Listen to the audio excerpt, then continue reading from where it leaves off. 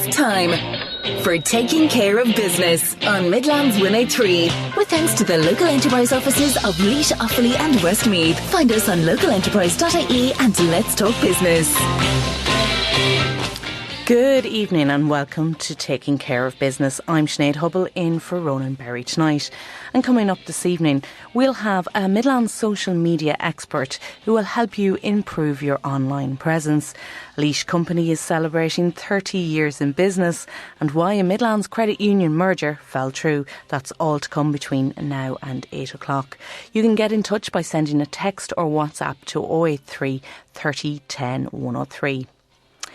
We're going to start off this evening by discussing a new coalition of leading organisations from across Ireland's building sector, which have launched Constructing Equality Ireland, a new industry-led initiative that aims to improve gender equality and increase women's representation at all levels across the construction industry. Currently, just 11% of those in the industry are women, and less than 1 in 10 females hold a board position. As part of a pilot programme, Constructing Equality Ireland will host a series of industry roundtables focused on early career recruitment and the retention of women in construction.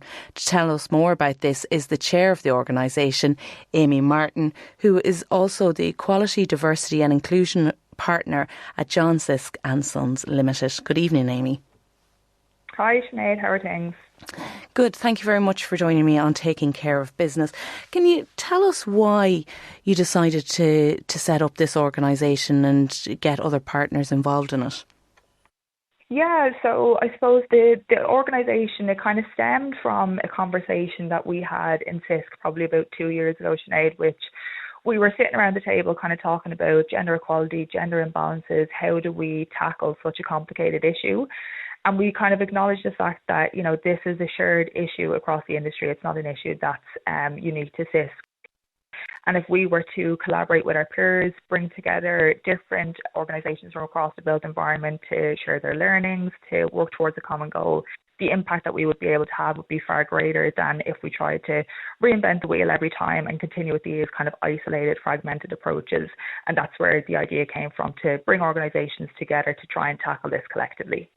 And why is it that women still account for such a small proportion of the construction workforce?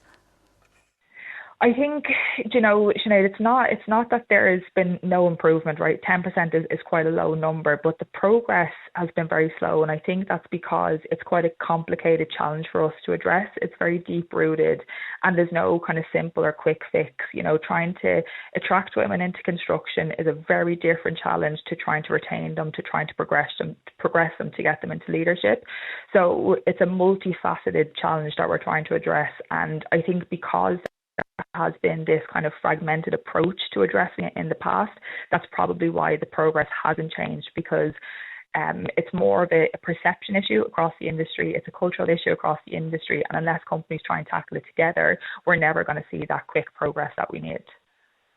So what barriers still remain to getting women into the workforce in construction?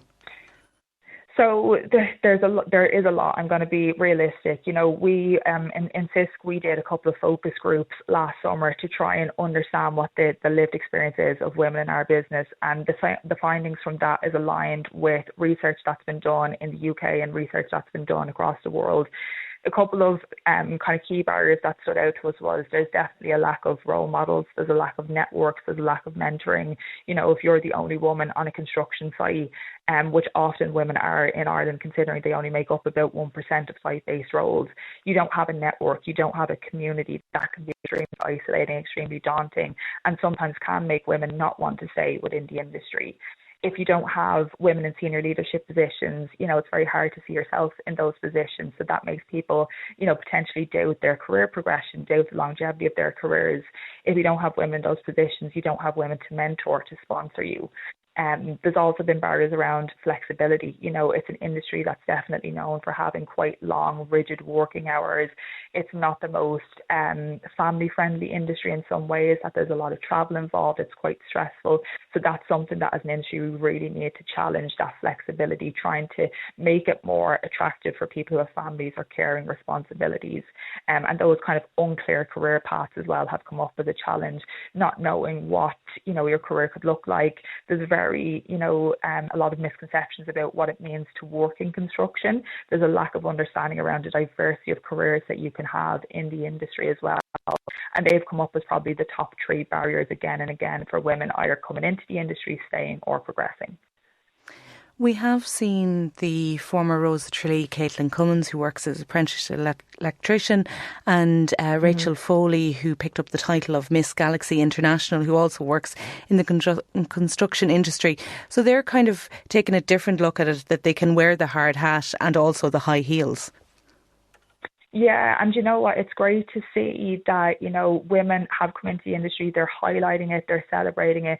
And being in construction doesn't mean that you need to change anything about who you are. You can still be a woman who embraces your femininity and works in construction. I think that outdated perception that manual and physical jobs are only for men is something that it is outdated, that we need to try and tackle.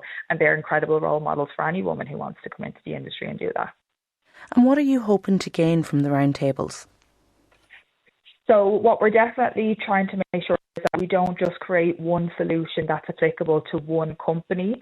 And while the roundtables and the whole organisation is being kind of founded and funded by large companies who have resources behind them, we want to bring organisations of every shape and size to those roundtables. We want to hear from diverse voices, and we want to create ultimately a gender action plan that's going to be applicable across the industry, that any company, whether you have 3 people in your business or you've got 3,000, you'll be able to look at that action plan and say, okay, here's a number of practical, tangible actions that I can take in my business that I don't necessarily have to have millions of euro to fund, that I can do collaboratively with other construction companies to really drive progress. And that's looking at things like, potentially developing like a TY program for women in transition years, that they can learn about construction, they can learn some skills that can be funded and resourced from a number of different companies, or looking at, potentially providing mentors for the STEM Passport for Inclusion, looking into projects that are already in train that companies can support and fund regardless of their size. Amy, if we were to catch up again this time next year, what would you have hoped to have achieved by then? I would hope in the long term, Sinead, if we're not talking about this anymore, I think that would be an achievement. If we don't feel like gender equality is an issue in construction, that will be an incredible day. I don't think we're going to get there in a year, but maybe in 5 or 10 years' time. I think this program is going to be a pilot for 1 year. What we want to do is host a series of roundtables. So like you said at the beginning, we'll look at early career recruitment, we'll look at the retention of women and have the gender action plan in place.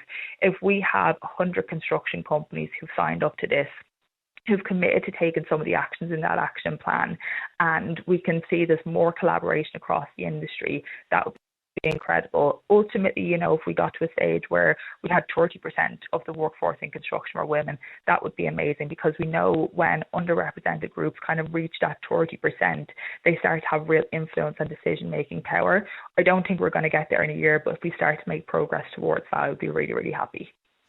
Amy Martin, thank you very much for joining us on Taking Care of Business. That's Amy Martin, who is chair of the pilot programme Constructing Equality Ireland, and she's also working as the Equality, Diversity and Inclusion Partner at John Sisk and Son. If you are a woman who works in the construction industry, get in touch and let us know what it's been like for you. What barriers and challenges have you faced, and what's the really good points of the job that we don't really hear about? You can send a text or WhatsApp to 083 30 10 103. It's Sinead Hubble here in for Ronan Berry tonight.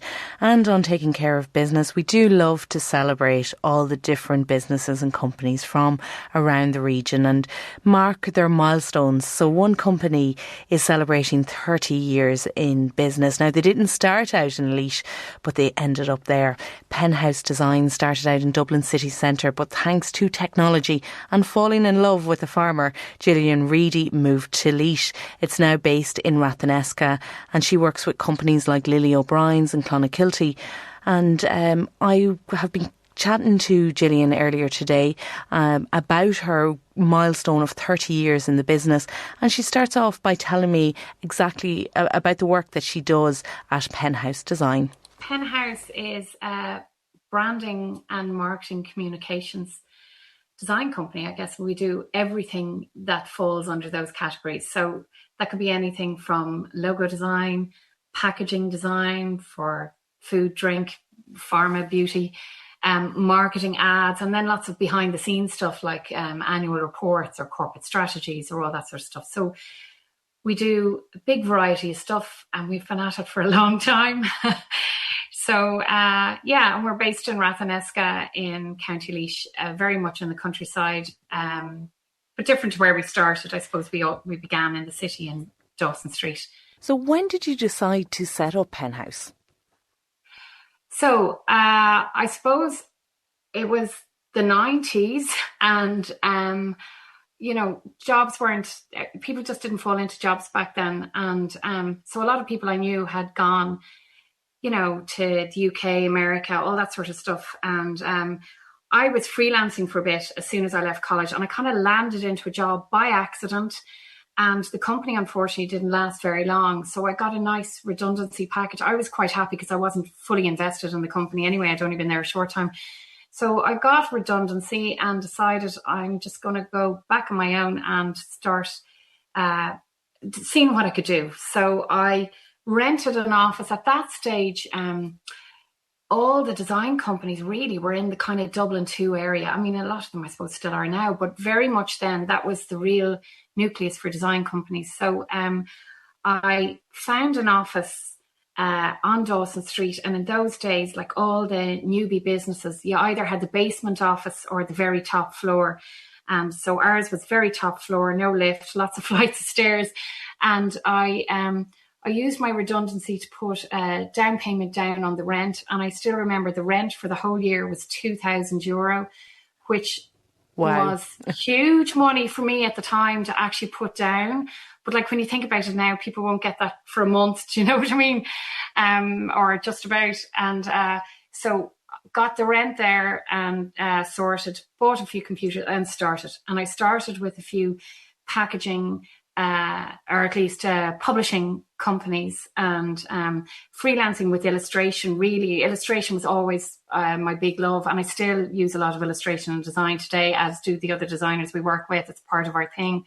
So started with that, and sure, look, one thing led to another, and you're just doing, more and more work, and more clients talk to each other, and and that's how it all started. And at that time, 30 years ago, you did really need to be in the city centre to be able to meet with people, to get designs delivered, to have access to everyone. But that has changed over the years. Yeah, totally. I mean, and to be honest, at that time, exactly, we were using Currys. We were delivering our design like it started on, design heads will know this. It was SideQuest, then it went to zip files, then CDs that everyone's familiar with, then it was DVDs because they were bigger files. Now everything is digital. It's all cloud, so we don't have to. But in those days, it was very important when you had a design done that you got it to the printer, so you got it delivered to the client to review, and they'd pop the disc in their computer and look at it on screen. And I mean, now you just email it. So it was hugely important to be in the centre. So when my husband is from Laois and he's a farmer, and so obviously when we got married, he wasn't going to move the farm to Dawson Street. So I kind of had to, at the time, that's what I was thinking in my mindset was, I have to move to Laois. But actually it was the best thing I ever did. So when we moved out of the city and I got a premises in gorgeous Wesley Terrace, just by Portlaoise train station there. It was hugely important to be beside the train station, because back then, again, I had to deliver the work on disc, and Irish Rail, Éireann Road Éireann as it was at the time, used to offer a courier service. So I'd pop the designs in an envelope, head over to the train station, send them up to Dublin, and the Cyclone courier would collect it from Dublin and deliver to the client. And so it was kind of mad.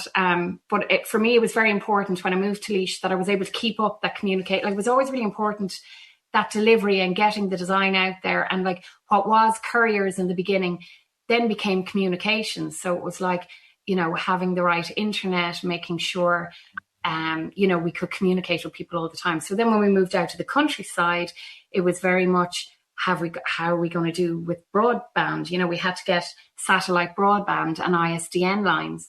And it's funny, actually, I was thinking about one of the jobs I had, one of the oldest jobs that we have, and it's still in use today, is the script. You might know it for Kilkenny, the county, and the Kilkenny Tourism use it, and you'd see it around, even in the Smithwick's factory, it's on the wall there.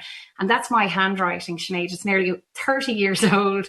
And wow. that script was hand scripted in the office in Dawson Street. And I faxed it. I faxed the options of the script, the different Ks, the Is, the Ls, and so on, to the design company I was working with at the time, or, you know, who had asked me to do the script, and faxed it through to them. And it was all, they would send script marks back, you know, notes back by fax. I'd be faxing it back. And then it was scanned and tidied up, and it's still in use today. And it's funny, like, you wouldn't, I mean, you could do it that way nowadays, but you generally wouldn't do it, you know, so much that way. And obviously the faxes are long gone, you know. But we were lucky when we came out here to Rathneska as well, because people may know it from the ploughing. And the ploughing was held here for a number of years in Laois, in Rathneska. And they actually did day one of the ploughing always on the field behind our house, or behind the office, because we're located, you know, right here. But Cyro at the time were putting in high-speed fibre broadband in Ireland. They were the first trying to put it in and get it everywhere. And we were one of the first places they put it into. So that when Rathneska, when I came here for the ploughing, Cyro put in the high-speed broadband. So it was great. We got that for 3-4 years here, and now we have it permanently. So that's incredible. So there's lots of benefits to the ploughing for local areas as well. I know. Who would have thought we would have got that? And we ourselves, the school, the GA club, we're all in a lovely strip, and so all of us benefited hugely from that. And look, it was massive for our business, because it's always been a thing, is, you know, you have to. But sure, look, when COVID hit, it was a great leveler for us, because we were no longer the agency out of Dublin that had to compete against those who could just pop into someone.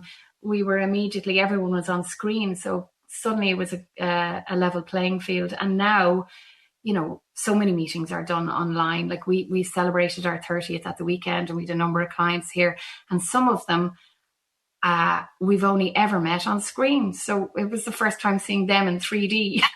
So it's just kind of, it's mad, but you're still building great relationships. It's just through a different medium, you know. You have obviously seen a huge amount of changes in technology and how you work as a graphic designer and for the company. So, like, how have you adapted to those changes over the years? I mean, you know, I suppose looking back, you kind of see what has changed and how you sort of do it without thinking. You just, I mean, you're doing your work. You're like, every day we're learning new things. That's just part of the job. The programs we use are constantly changing. We are, we're involved in different groups, design groups, and we subscribe to various different things as well. So you're constantly, I suppose, aware, or you try to be aware of what's happening, and you move with it. And then, look, I've great people working with me, Sinead. I'm not on my own here, you know, and everyone has various different interests as well. So some people are much more into digital, others are more into print, and we cover both sides. So like, you can't be all things all the time. So you need to have other people around you who are really excellent at what they do as well. And I suppose between us, we try and stay ahead of the curve. The big one at the moment is AI, of course. Everyone's talking about it. And, while it's scary for lots of people, and it is, because we don't know what's ahead of us, it's also great. It's a huge advantage that it can do things quickly for you and save time for, some of the more mundane things that we don't want to be leafing through or whatever. So, you just try and stay on top of it. And I suppose if you don't know it, you kind of just try and learn it and figure it out, But we sort of do it in our stride and don't really think too much about it, I suppose. And you've worked with a lot of different companies like Clonakilty and Lily O'Brien's. How did you start working for Lily O'Brien's? When we went for that job, we were against a British company, two London-based companies that they were working with. And then they went to a Dublin agency. And then one of the guys working there, like, his wife is a cousin of mine. So he knew about me. And he rang me up and he said, look, would you be interested in meeting us and talking about what Lily O'Brien's want? And so I know I was definitely the wild card. There was no question. They were talking to big agencies and as I say, London and the whole lot. And so I was like, my first reaction was, oh my God, can we do this? And then I was like, yeah, sure, whatever. I'll go have a chat and so on. And it's interesting how, some people might approach things and say, like if someone asks them for a job, I wouldn't do that. It's too small a job or whatever. But it's amazing what the small jobs can do. And we had done a small little job for someone, an organic dairy company. They're since gone, unfortunately, but they were doing gorgeous work. And Marianne O'Brien was familiar with the job. And when I mentioned it and she saw it in our portfolio, immediately she said, I've seen these in the farmers markets. I love this stuff. I'd love to see what you could do for us. So at the time, like now we're all very familiar with their packaging and, it's everywhere and it's big in the UK and so on as well. And in the airports more so than I suppose we still see it in Ireland as well. But the broader range is more broad. And at the time when we started working with them, it was quite dark. They used dark colours. And we thought, no, do you know what? It's a woman-owned business. Let's give it a feminine edge. Embrace it. Don't be afraid of it. And so we brought in the pinks and the light blues and the lighter colours. And we kept the script. We changed it a bit, but we kept the script. And what most people don't notice, but I'll tell you now, and you can look out for it in future, with the Lily O'Brien's, we thought, let's hone in on the O, which makes it Irish. So the O, and we put in what we call the torque. So it's a torque from old Irish Celtic jewellery that we kind of just enclosed in the O of the O'Brien's. And the torque is what is used in their wrapping paper. So the repeat pattern of the torque. And we use the O is quite large on a lot of their boxes as well. And it has since gone on to, it's become a part of their identity, I suppose, that they use everywhere. So, we just thought that they needed a hint of Irish without being diddly-eye and also embrace their femininity. And I suppose that's what we brought to their brand. And it's still all the changes we made, all the colours, all the identity, everything is still in use today. And it must be, I think it's 18 years since we started working with them. So it's a long time. It's great. Still love working with them. And it's great to be working with Irish businesses like that. What's next for Penhouse?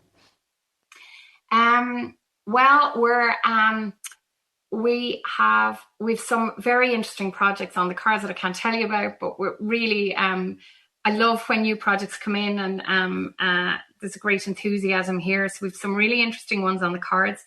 And I'm currently actually trying to look for a designer as well. So Gemma and Ger work with me here. We're the core team here in the office. And then I have Leslie Ann, Simone, Ian, Lenny, lots of others who we kind of partner with when we need to expand our team.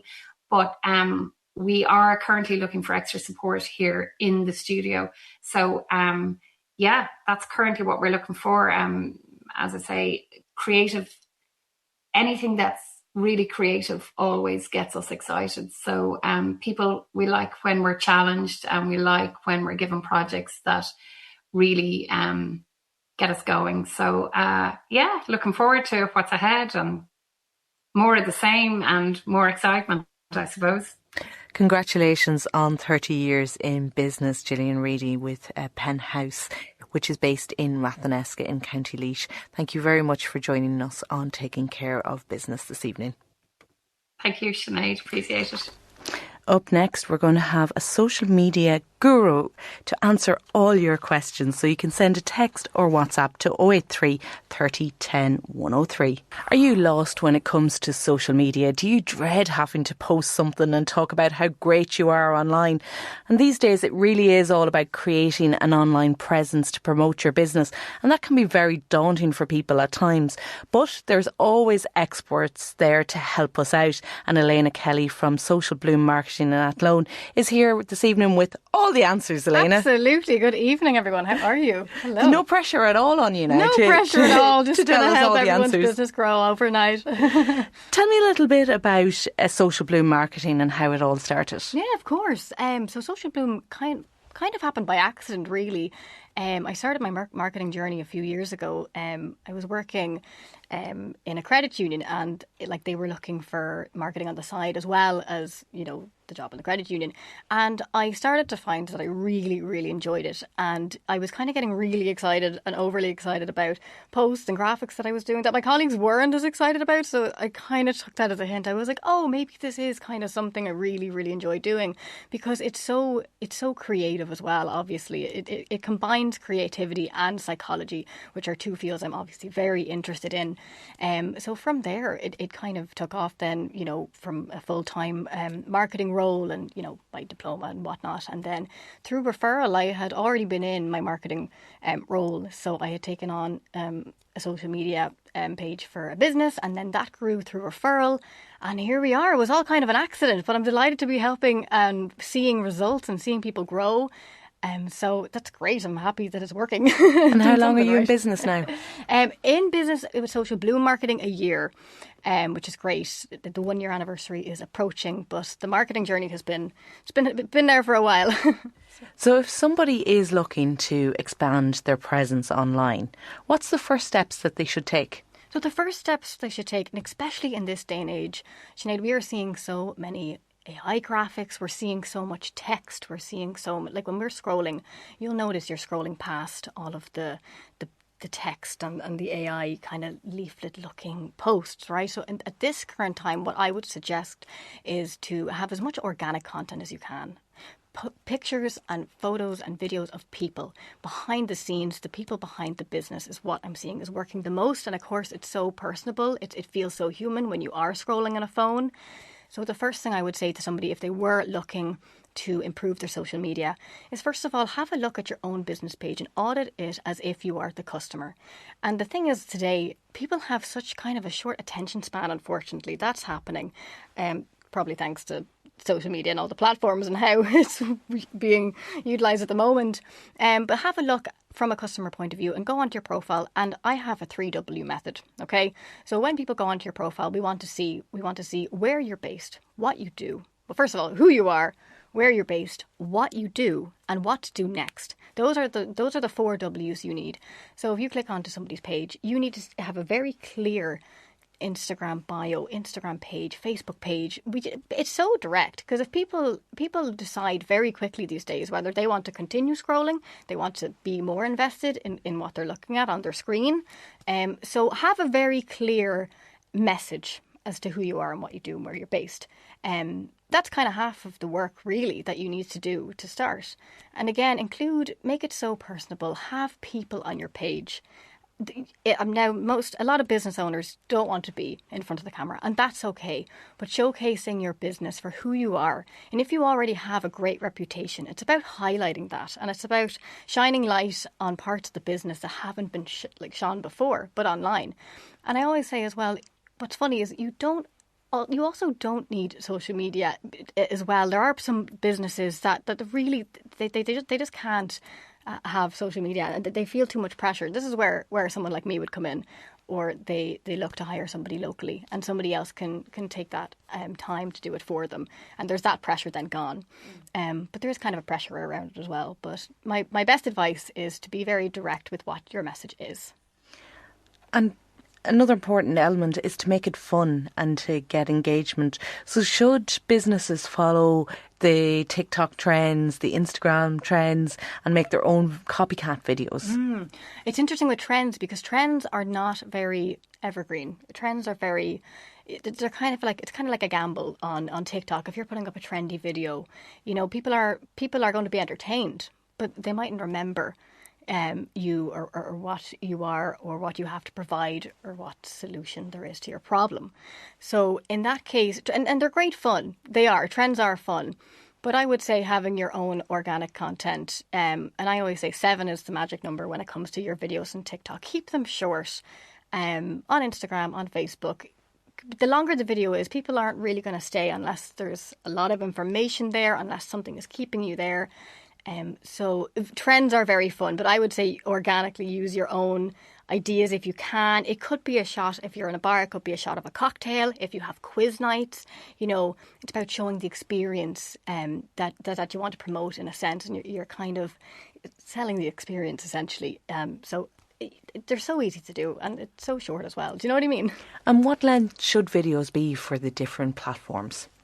This can really depend. Like if there's a lot of information or that you're kind of giving to people, or advice, they can be up to about 3 minutes. Wouldn't recommend it. Now, Instagram itself, the platform, doesn't recommend videos to go out over 3 minutes.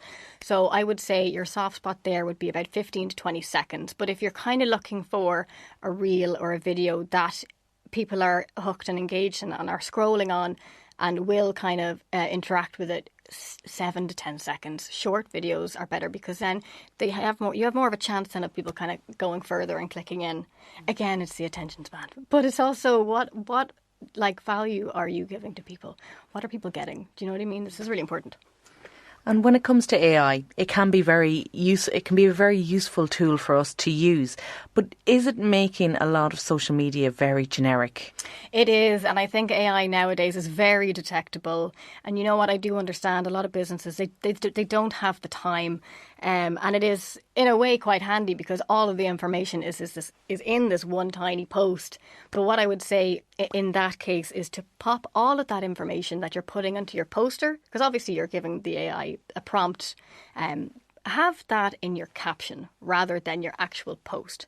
If you're promoting a specific night, if you're promoting a specific event, if you can find any picture that is not a graphic, do use it. If you can include people, do use them as well. But all that information would be much better off in your caption, because keywords, essentially meaning that it will go out to the right people, is a better way to do that.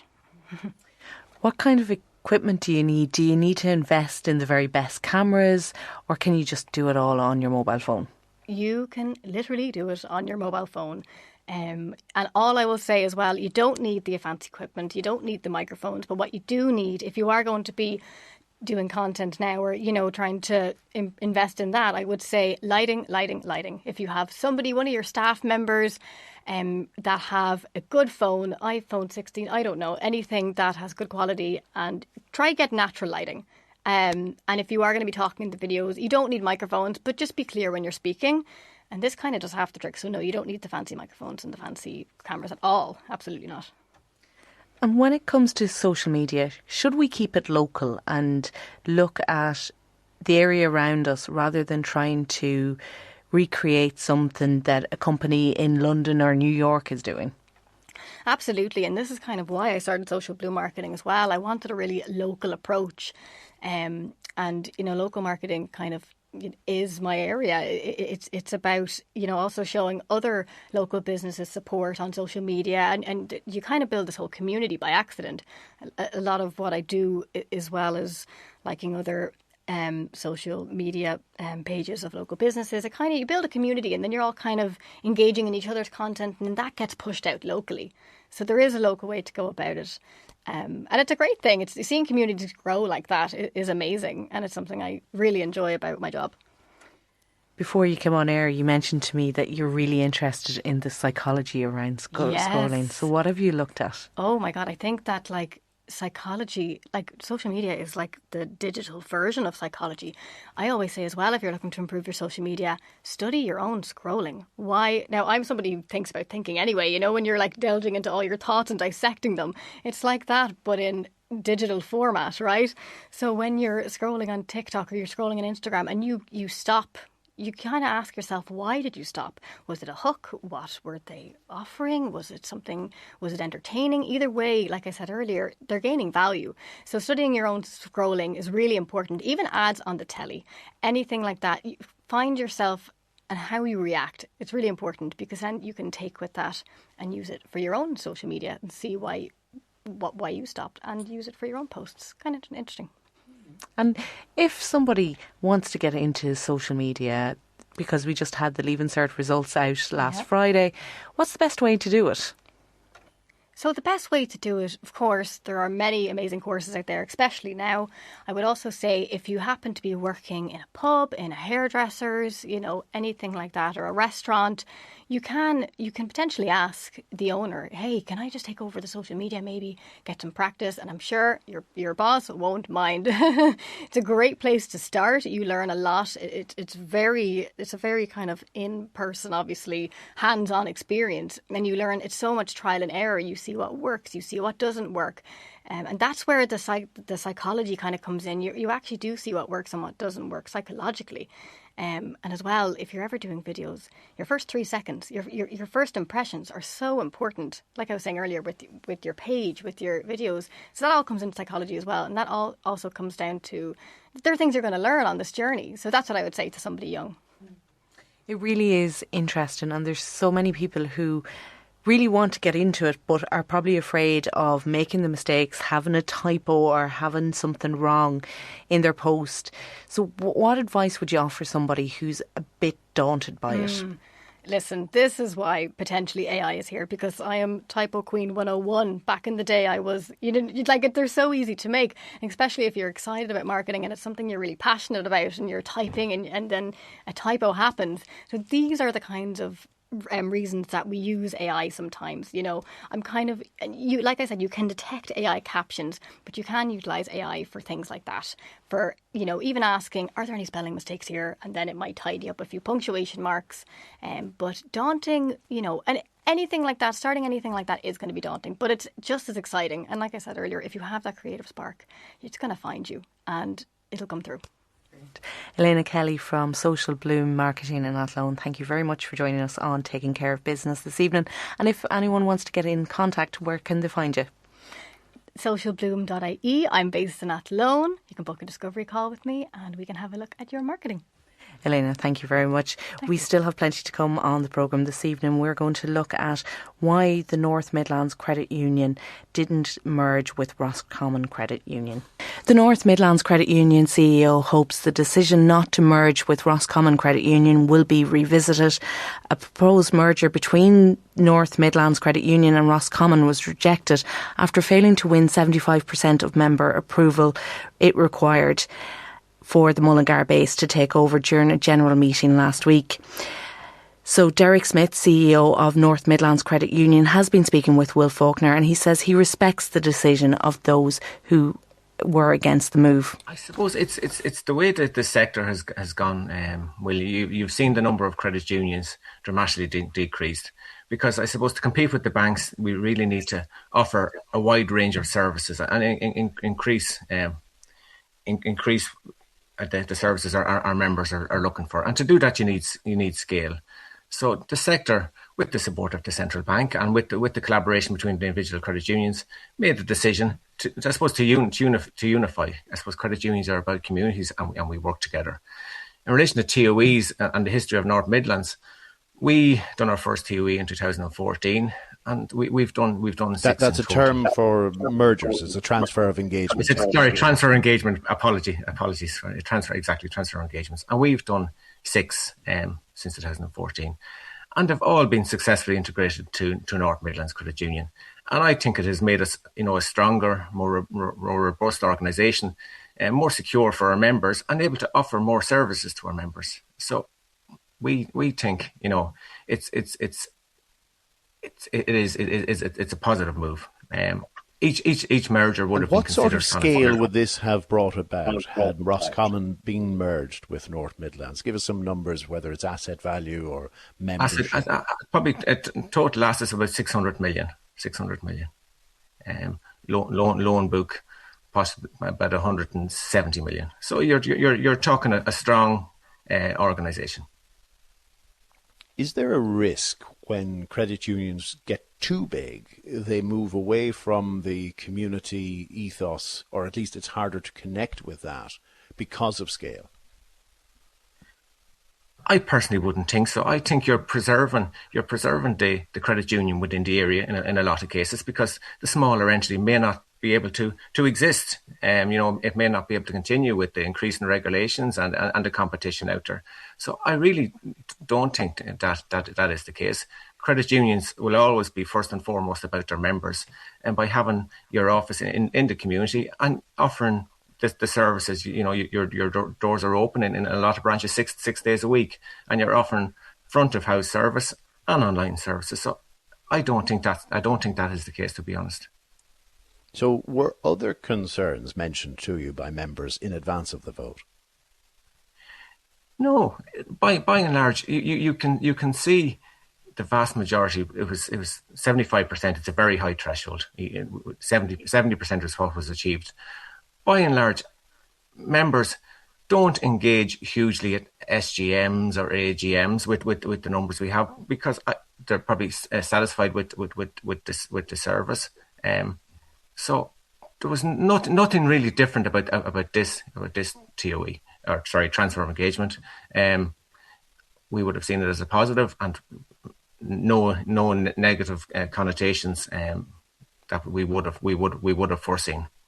So, for instance, were there guarantees around staff retention, branch retention, things like that, which will matter to members? Absolutely. Before you get to an SGM, all those things are earned out in relation to branch retention and, you know, staff. Like we would have met with the Roscommon staff on a number of occasions, you know, to reassure them about coming to North Midlands. Our own staff would have been aware of the transfer engagement process, and we would have good engagement with the staff. So no obvious concerns. So does this result kill the proposal completely, or can you now consult, hear what the concerns might be, and if it's possible, allay them or indeed modify plans to reflect them? Well, I suppose after every project, whether it's successful or unsuccessful, you would have to review it. We would have to respect there has been a democratic vote, and we'd have to consider why. We will look at maybe why it didn't achieve the majority, and North Midlands will have to consider whether to proceed or to, you know, to look at on the future, and Roscommon will have to look at it, and I'm sure the central bank will have to consider it too. We just have to consider it, and hopefully it may be revisited, but at this point in time, we just have to consider everything. Something that is a technical point but worth mentioning is when we say 75% of members, it's not of the total membership, but of those who will come to the special meetings to vote. How representative is that really? Unfortunately, and that's an issue for credit unions. By and large, SGMs, AGMs, I'm into credit union 26, going on 27 years. The attendance is quite poor, or doesn't really reflect the number of members. So maybe that's a consideration for revisiting it in view of the numbers that attended the SGM. How many people were there? I don't think it's a North Midlands thing or a Roscommon thing. I think it's just reflective of the not the movement is probably the wrong word, but just how it operates. Members, by and large, as you can see from all the polls and the reviews, credit unions are very highly thought of, and maybe regulatory meetings probably don't have the same interest for members. I'm sure. But how many members would North Midlands have in total, and how many were in the room? In total, there would be approximately 70,000 members. Attending the meeting, there would have been less than 100. Wow. Yeah. The 100 have a very strong voice then. That's exactly.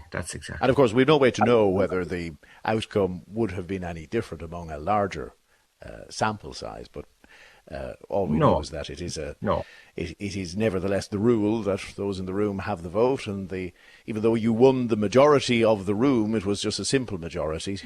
You didn't get to the 75%. So at this stage, what would be your concern as to what may be missed out on, or do you still have the scale already to capitalise on the mortgage market opportunities and other avenues that credit unions are exploring?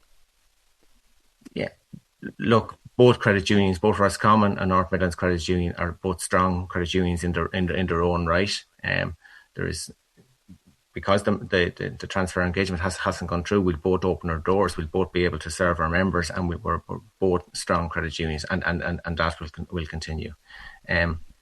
Sorry, the first part again, Will?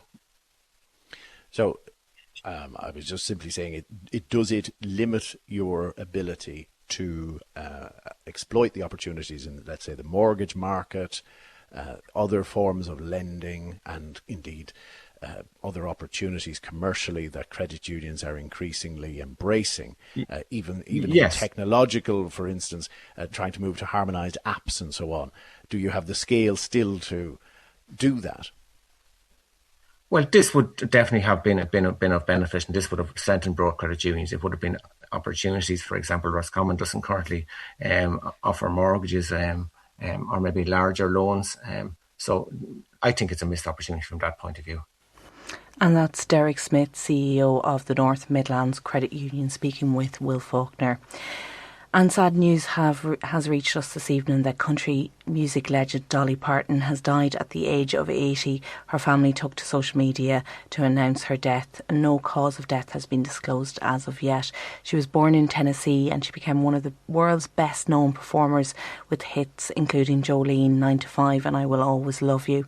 I'm sure Joe Cooney will be paying tribute to her on Country Roads tonight. Well, that's it for Taking Care of Business this week. I've been Sinead Hubble. Thank you for joining me.